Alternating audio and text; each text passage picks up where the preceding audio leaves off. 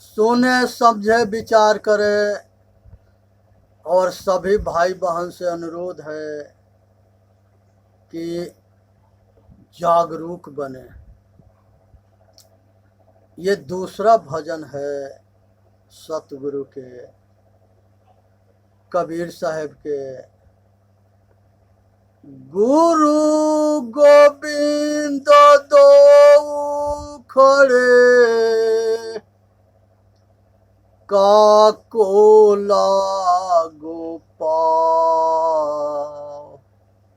बलिहारी गुरु आपने गोविंद दियो बताए। हे भाई, यही सतगुरु जो है चेतन आत्मा रूपी परमात्मा के परिचय कराते हैं। यही दूसरा जन्म होता है। अब मनुष्य अपने आप के जान करके अपना कल्याण करता है। इसलिए गुरु के उपकार अपार है। ये जो है इसको जो है नीक दिया नहीं जा सकता। इसलिए जरूरत है कि गुरु के शरणागत हो करके और अपना कल्याण करने के। गुरु से कर मेला गंवारा, क्या सोचत बारंबार। सतगुरु कहते हैं कि इसमें सोचने की गुंजाइश नहीं है। अपना कल्याण करो, उठो जागो और अपना कल्याण करो। जब पार उतरना चाहिए जब पार उतरना चाहिए तब केवट से मिल रही है। जब उतर जाई भव पारा तब छूटे यह संसारा। सतगुरु कहते हैं कि अगर इस संसार से पार होना चाहते हो तो सतगुरु के आज्ञा के पालन करो और उन सतगुरु के शरण में रहो। आज सत्संग करो और सत्संग स्वाध्याय आज सतगुरु के उपदेश के अपने आचरण में उतार के आए संसार रूपी भव सागर से पार हो जाओ। क्योंकि यही शरीर जो है नौका है और सतगुरु जो है खेवैया है, वही पार लगाता है। लेकिन जब सतगुरु के शरण में रहेंगे तो पार होंगे। तो इसलिए जब सतगुरु के शरण में होंगे तो भवसागर से पार हो जाएंगे और तब इस संसार से हमारा जो है कल्याण होगा। जब दर्शन को दिल चाहिए तब दर्पण मांजत रहिए। यहाँ पर दर्पण हृदय है। संसार के अच्छे बुरे कर्म सब ये हृदय में संकलन होता है और चित्तवृत्ति इसके सब को संग्रह करती है और वही संस्कार बनता है और वही मन और संस्कार और जीव अगला जन्म के प्रस्थान करता है। वही सूक्ष्म शरीर कहा जाता है। पंच विषय के वासना होता है, चतुष्ट अंतकरण के वासना होता है, यही नौ के वासना इसके साथ जाता है। तो यहाँ सतगुरु कहते हैं कि अगर जो है दर्शन, अगर अपने आप के दर्शन की इच्छा है तो ये दर्पण के साफ करो। इसको ऐसा भी कहा गया है, दिल में लागी काई तो दरस कहाँ से पाई। हे भाई, जो शरीर में चेतन आत्मा है, रमने वाला राम है, वो रमैया राम जो है चेतन आत्मा परमात्मा है। ये शरीर माया है और हृदय जो है आईना है। और नौ से निहारना है। रामायण में जो है 5 गो शब्द है, ये पांचों को ठीक से जाने। र से राम जो शरीर में रमण करता है, म से माया जो शरीर, ए से आयना जो हृदय, और नौ से निहारना अपना स्वरूप को अपने हृदय में देखना, अनुभूति करना और साक्षात्कार करना, इसका नाम रामायण है। अहंकार जो है शांति को हरण कर लिया है। जितने अहंकारी होंगे उतने अपने आप से दूर होते चले जाएंगे। और सुख शांति रूपी सीता है, ये तबे मिलती है जब जो है अहंकार मरता है, अभिमान मरता है, काम क्रोध मद लोभ मरते हैं, संसार के कामना वासना राग द्वेष मिटता है, तब जाकर के हृदय साफ होता है और तब हमारा स्वरूप जो है उसमें साफ दिखाई देता है। जैसे तालाब के पानी जो है स्थिर रहता है तो उसमें चेहरा साफ दिखाई देता है। अगर उसी में एक ढेला बिग देंगे और उसमें तरंग उठना शुरू हो जाएगा तो उसमें चेहरा साफ दिखाई ना देगा। यहाँ मन के तरंग है, विकार के तरंग है, वासना के तरंग है, कामना के तरंग है और राग द्वेष के तरंग है।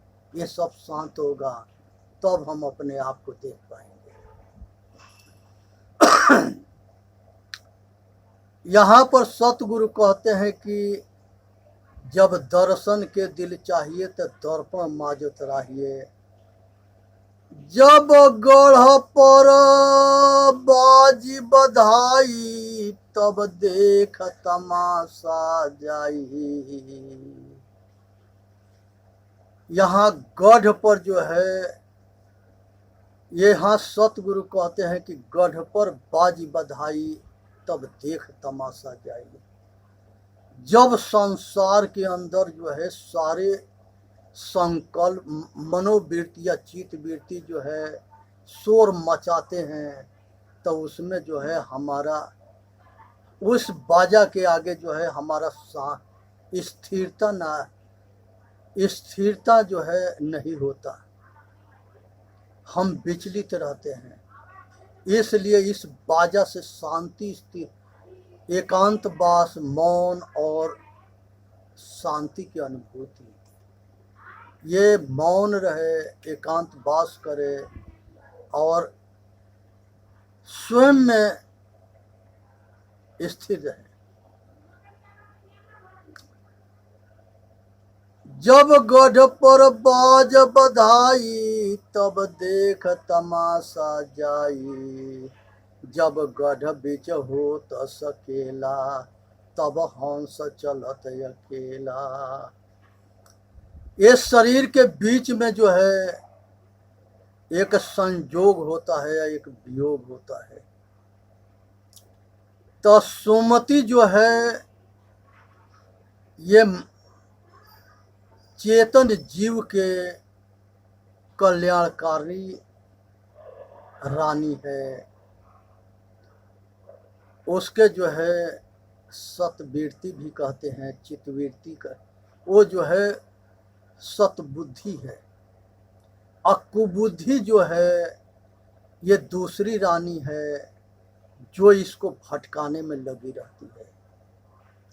तो बाहर मुखी जगह हम दौड़ लगाते हैं तो वहाँ कुबुद्धि होती है, और जब अंदर इस शांति की तरफ बढ़ते हैं वहाँ सतबुद्धि होती है, वहाँ अंतर्मुखता होता है, वहाँ निष्काम काम होता है, निष्काम कर्म होता है, किसी तरह के फल की इच्छा ना होना।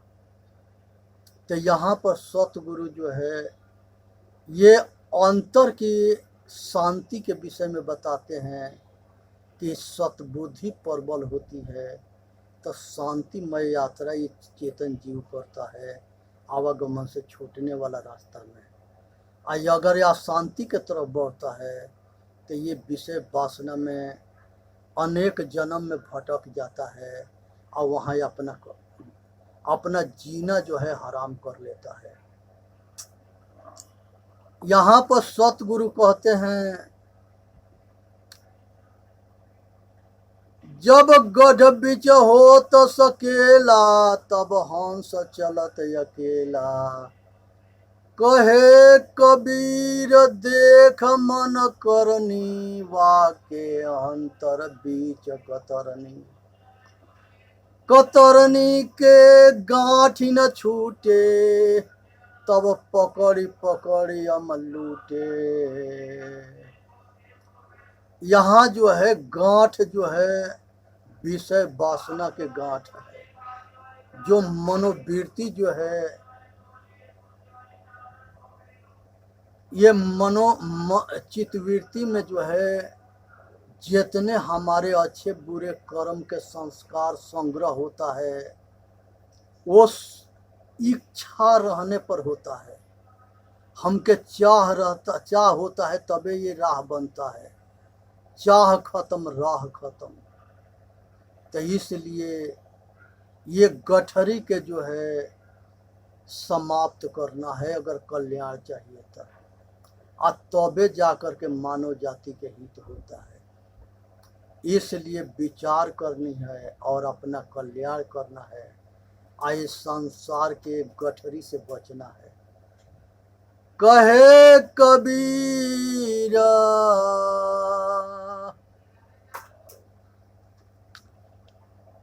कहे कबीर देख मन करनी, वाके अंतर बीच कतरनी। कतरनी के गांठ न छूटे, तब पकड़ पकड़ हम लूटे। हे भाई, संसार के अंदर जो है बहुत विचित्र जो है समस्या है, और अपना कल्याण तबे होगा जब मनुष्य जो है अपना कल्याण कर सकता है। इसलिए सुनना है, समझना है, विचार करना है, अपना कल्याण करना है।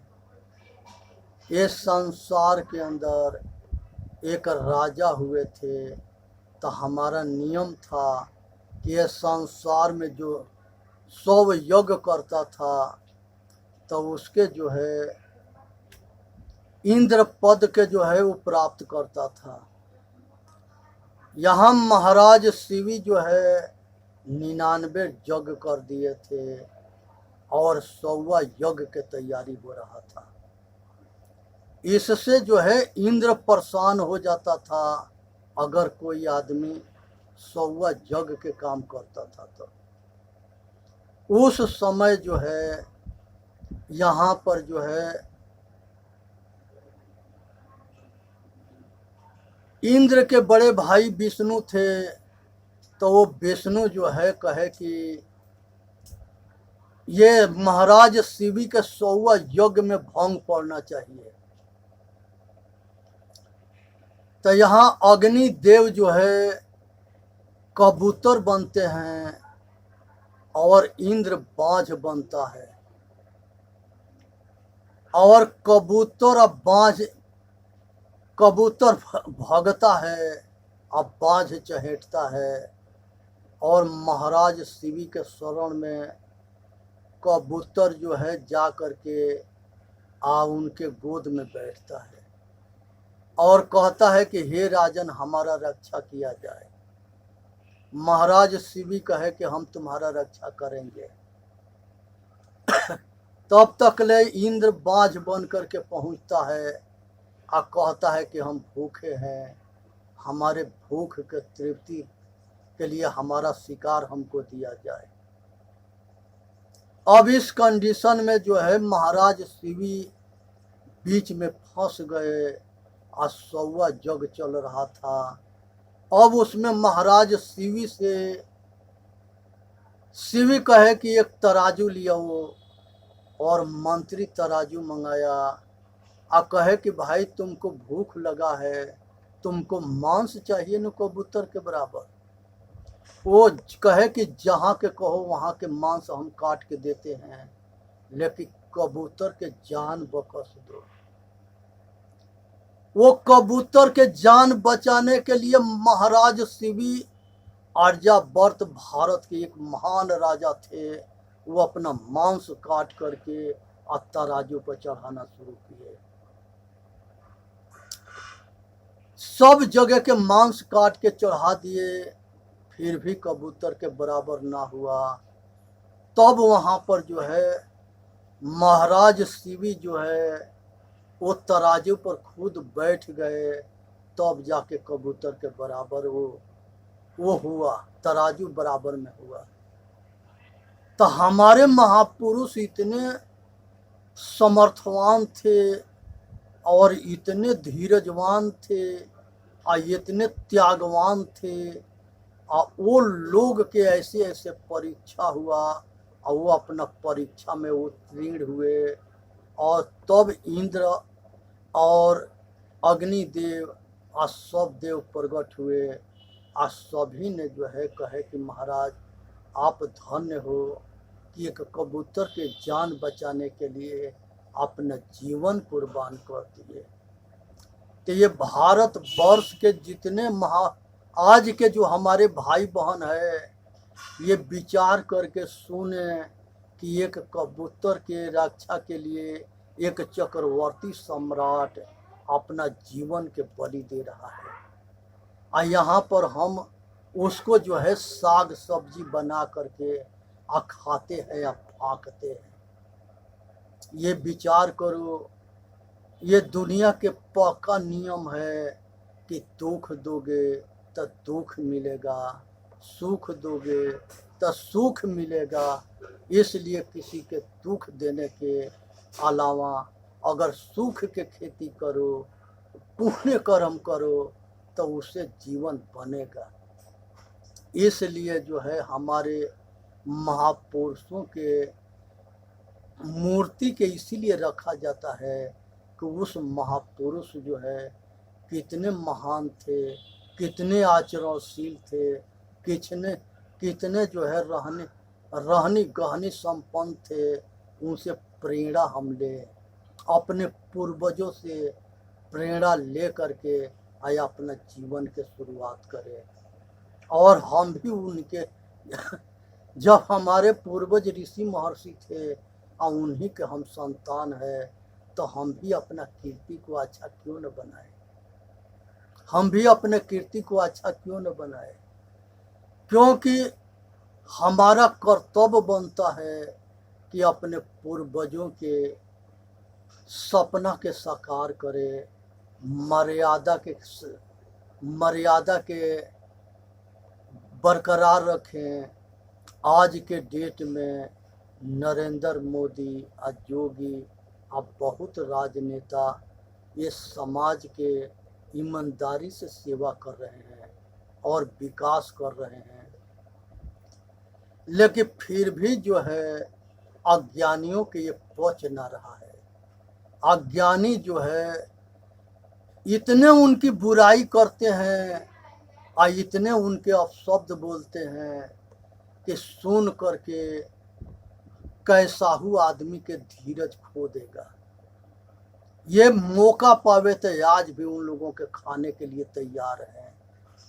ये अज्ञानी पहले भी थे, आज भी हैं, आगे भी रहेंगे।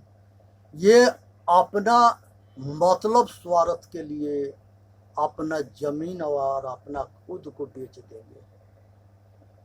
इसलिए सतर्क होनी है, सावधान होनी है और अपना कल्याण करना है और ऐसे अज्ञानियों के चक्कर में ना पड़ना है। क्योंकि ये प्रकृति के नियम है कि कर भला तो हो भला, कर बुरा तो हो बुरा, ऐसा प्रकृति के नियम है। इसलिए हम अपने ज्ञान पंथ कृपाणक धारा पग परत खगेश जाहि नहीं बारा। हे भाई, ज्ञान के पंथ जो है कृपाण के धार है। जो ज्ञानी जो है अगर नहीं सावधानी रहेगा तब बहुत ऊपर चढ़ने के बाद भी गिर सकता है। इसलिए सतर्कता ना छोड़े। अगर आग जो है राख में दबी है, तो ये मत सोच लेना कि आग बुझी है। जब भी हवा मिलेगा तब जो है आग प्रकट होगी, और वो आग जो है ये सबको जला देगी। यहाँ पर जो है कामना वासना की आग है। आदमी थोड़ा भी साधन भजन करता है तो उसके अहंकार उसके खोपड़ी पर सवार हो जाता है और वो असावधान हो जाता है। वो ये सोचता है कि हमारा कुछ भी ना बिगड़े, खूब बिगड़ता है। इस पर जो है एक कहानी है, और वो कहानी जड़ भरत के है। जड़ भरत जो है इतनी तपस्वी थे और इतने जो है साधक थे कि ये मोक्ष के दरवाजा पर पहुंचे हुए थे। अब केवल उनको शरीर छोड़ करके आवागमन से छूटना था। संजोग बस उनके आश्रम के पास एक हिरण के बच्चा आता है, और उस बच्चे के जो है बचाने के लेके उसको खाने पानी सुरक्षा देने लगे, और उस हिरण से उनको मोह हो गया, और वही हिरण जो है उनका दूसरा जन्म होने के कारण बन गया। और वही एक पंडित, दूसरा जन्म में एक पंडित बने जड़ भरत, और दूसरा जन्म में भी जो फिर दोबारा नए सिरा से साधन करना शुरू किए। तो ये विचार करने की विषय है कि पतन होने में देर ना लगता है। विश्वामित्र जी बहुत ऊंच कोट के तपस्वी थे, और उनके संघर्ष कामधेनु गाय के पीछे हुआ, और वो कामधेनु गाय जो है उसके पीछे जो है वो हार गए वशिष्ठ ऋषि से। तो ये तप करना शुरू किए, और तप करके शक्तिशाली हुए और भयंकर तपस्वी हुए। मेनका एक अप्सरा थी, और वो अप्सरा जो है विश्वामित्र के पास गई, और उस अप्सरा के श्रृंगार में और उसके वाणी में ये विश्वामित्र जी पतन हुए, और उसी के संगे फिर संयोग किए, और उसी से जो है शकुंतला के जन्म हुआ, जो दुष्यंत राजा के अर्धांगिनी बनी, और उसी से भरत के जन्म हुआ। और वही भरत जो है ये भारत के भाग्य विधाता हुआ, जो उसी के नाम पर ये भारत देश के नाम पड़ा। ये कहानी के ठीक से समझे, क्योंकि शकुंतला के माता पिता मेनका और गुरु जो है वशिष्ठ, ये जो है विश्वामित्र ऋषि थे। और मेनका, ये दोनों के प्रेम कहानी, उसी से शकुंतला हुई, और उसी से वो भरत हुए, और वही दुष्यंत राजा जो है उस जो है शकुंतला के वहाँ पर जिस आश्रम पर ये छोड़ के गए थे वो कांडव ऋषि के आश्रम था, और वहीं पर जो है वो पालन पोषण हुई थी, और वो जवान हो गई, और उसी के राजा दुष्यंत देख करके आई अपना होश आवास खो दिए, और उसी के संगे जो है उसके प्रेम में पागल होकर के गंधर्व शादी किए, और उसी से भरत हुए। और वही भरत जो है भारत देश उसी के नाम पर था, क्योंकि वो वन में सब रहते थे। अब वने में जो है भरत के जन्म हुआ। अब भरत ऐसे शक्तिशाली थे कि वो जो है ये शेरों के दांत गिनते थे, शेर पर जो है सवार होते थे। अब सभी जानवर से प्रेम करते थे। ऐसा बुद्ध भगवान को भी कहा जाता है कि बुद्ध भगवान जो है जंगल में जहाँ पर रहते थे वहाँ सभी जानवर बुद्ध भगवान के संपर्क में रहते थे और उनके पास जो है हमेशा मेल में रहते थे। और गाय और शेर एक जगह पानी पीते थे। तो ये हमारे तपस्वियों की महानता है कि कितने महान वो लोग थे कि इतने बड़े बड़े हिंसकी जानवर पर विजय प्राप्त किए थे। आज हम अपने जो है पूर्वजों के जैसे महान बन सकते हैं, अपने पूर्वजों के जैसे तपस्वी भी बन सकते हैं, अपने पूर्वजों के जैसे हम अपना कल्याण कर सकते हैं। इसलिए ज़रूरत है कि उठो, जागो और अपना कल्याण करो। ये संसार के अंदर जो है दुष्यंत जो है वो चक्रवर्ती सम्राट थे और उसी के आगे जो है संतनु होते हैं। मनु महाराज हुए, दुष्यंत हुए और फिर राजा संतनु हुए, फिर उसके बाद से पांडव और कौरव हुए और उसी के बाद से फिर जो है आगे चल कर के राजा परीक्षित हुए, अभिमन्यु के लड़का। अभिमन्यु के लड़के उसके बाद से जन्मेजय हुए, परीक्षित के लड़का।